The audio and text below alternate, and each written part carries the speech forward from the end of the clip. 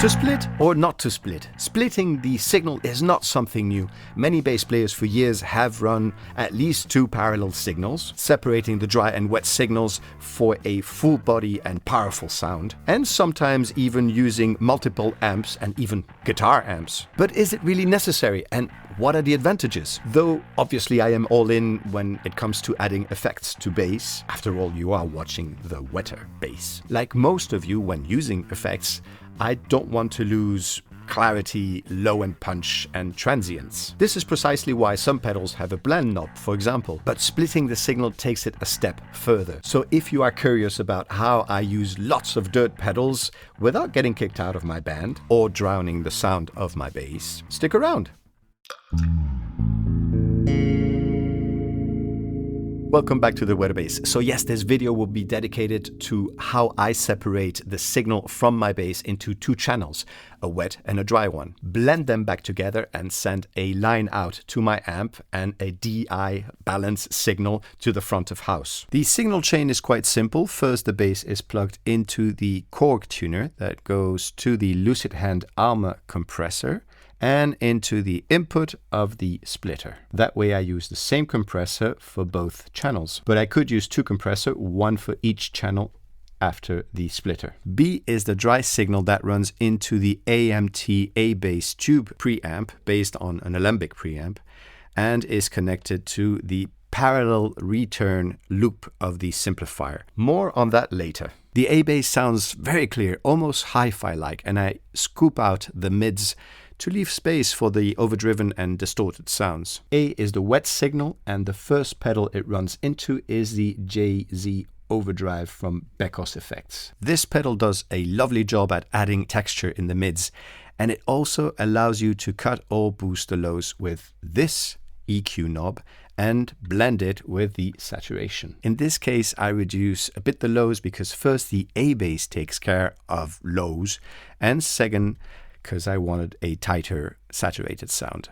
Then comes the Commodore double rat bass with the XR octaver inserted in the loop of the right channel. This channel is set for light overdrive and the left one is set for distortion. The XR has no dry signal, just the octave up and the octave down full open. Then comes the Seamoon grind machine, which I use for an aggressive sound, especially when I stack it with the other pedals. This allows me to fill in the gaps when in some songs the guitarist stops playing. Finally, the Guyatone bass chorus flanger that I use sporadically, and all of this is connected to the main input of the Simplifier Bass Station preamp. All the sound samples you will hear in this video are from the balanced DI output. This pedal, along with the DPFX splitter, are the essential components of my board. The simplifier acts as a blender, a preamp, an analog capsim, and a DI box. But what I like the most about the Bass Station is that it's really practical and it sounds fantastic. But it's not perfect. Let me explain. There are two loops, a preamp loop and a parallel loop that has a fabulous switchable low-pass filter at 100 Hz to hear only the lows, 500 Hz for lows and mids, and off for the full sound. The cool thing about the simplifier is that you can blend the preamp and the parallel signals with the preamp blend knob. Pretty cool, right?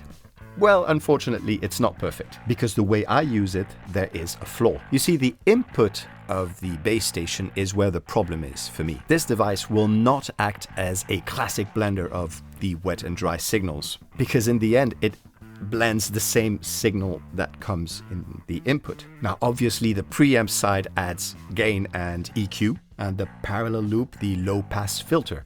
But they're basically the same signals. And that's a shame, especially considering how practical this preamp is. Now, you could solve this problem by using the preamp loop to insert your effects and plug your bass directly into the main input of this simplifier. But this loop is post-preamp, so better for modulation, reverbs, or delays, and not the best for dirt pedals, octavers, or envelope filters. Besides, the idea of using a preamp is to sculpt the sound after using dirt pedals, for example, and before sending the signal to an amp or the front of house. So yeah, I would have preferred the main effects loop to be before the preamp. So how did I manage to bypass this problem? I use a splitter and plug the dry channel into the parallel return of the simplifier. This bypasses the main input and separates the two signals that are now running independently parallel inside the simplifier. This is why I have a custom-made splitter by DPFX with a phase foot switch in case of phase problems, because some pedals invert the phase.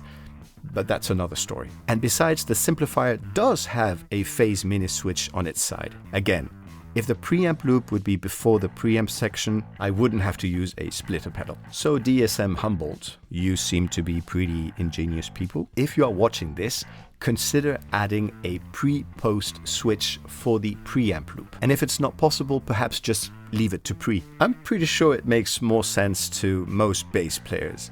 At least to me. Imagine inserting a preamp or a compressor into the parallel loop and using the low-pass filter for a clean, punchy and compressed low end, while plugging the effects in the preamp loop and blending the two together.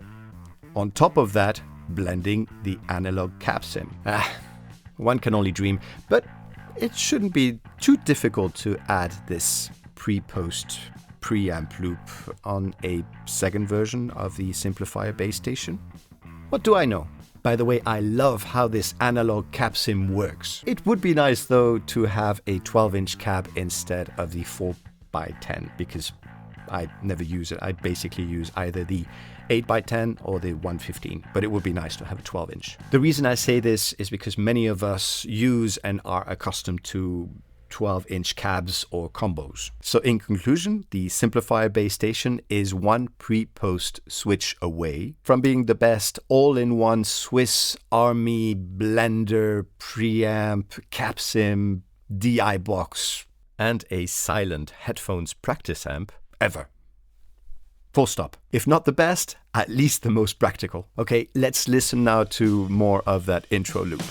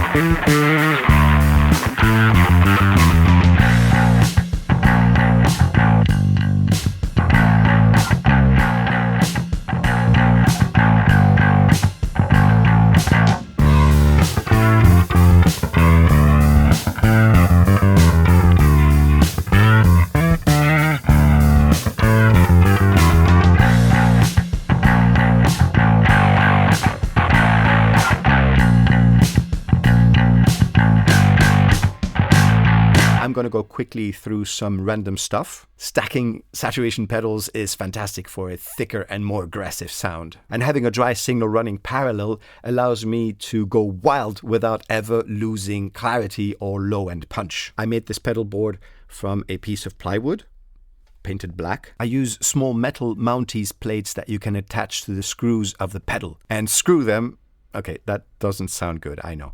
And screw them to the pedal board. Easy, because it's wood. And don't forget to pre-drill the holes. It's the other way around. Oh, fuck.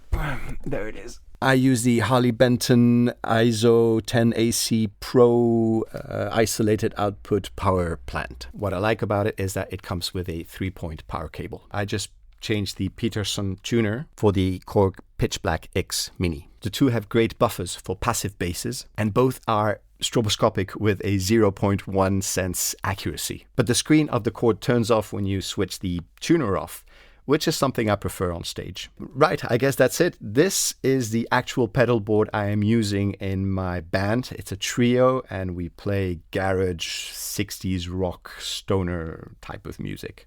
If you have any questions at all, please feel free to write them down in the comments section. I answer to almost all of you. Please follow me on Instagram. I would love to have more followers there at the Weatherbass channel. And as always, please like and subscribe. I'll leave you now with another example, more oriented towards a rock synthy experimental thing. Bye-bye.